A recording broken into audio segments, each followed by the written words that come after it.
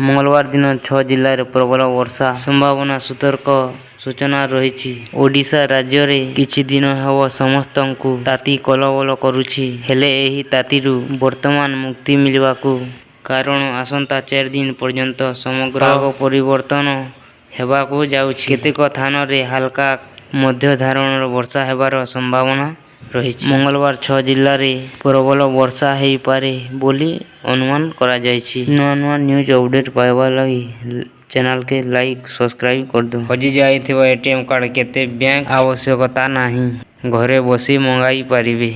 नुआ कार्ड किपरि एक समय थिला जेतेबेले काहाको कैश रो दरकार पडुथिला सेवा बैंक जीवार आवश्यकता पडुथिला, किंतु वर्तमान एटीएम साहाय्य रे कोनोसी थानरु टंका बाहर करा जाई पारुछि। वर्तमान समस्त बैंक द्वारा एटीएम जोगाई दिया जायछि। एटीएम कार्ड होउछि एक छोट कार्ड जहाकू पर्स रे नहीं लोक माने पाखरे वोट कार्ड न थिले भी देई पारिबे वोट।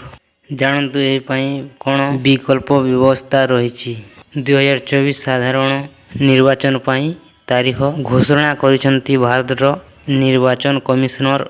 शनिवार अनुष्ठित एक सांबादिक सम्मेलन रे मुख्य निर्वाचन कमिशनर राजीव कुमार निर्वाचन तारीख घोषणा करिसंती। सारा देश रे मोट 60 पर्यंत भोट ग्रहण हेबो। आईपीएल 19 रे प्रथम पर्याय भोट ग्रहण हेबो ओ जून 1 रे 7म पर्याय रे भोट ग्रहण हेबो। नुआ नुआ न्यूज अपडेट पाइबा लगी वीडियो के लाइक सब्सक्राइब कर दियन। होली रे लागिब चंद्र ग्रहण 26 तारीख 3 मासर चैत वर्ष मार्च 15 सोमवार होउछि होली। हिंदू रीतिनीति जनवरी फाल्गुन मासर कृष्ण पक्ष प्रतिपदा तिथि रे होली रो उत्सव पालन करा जाए। एथर होली बहुत स्वतंत्र रहिछि काहेकि ना होली पूर्वरु 18 मास शनिदेव उदय हेबे।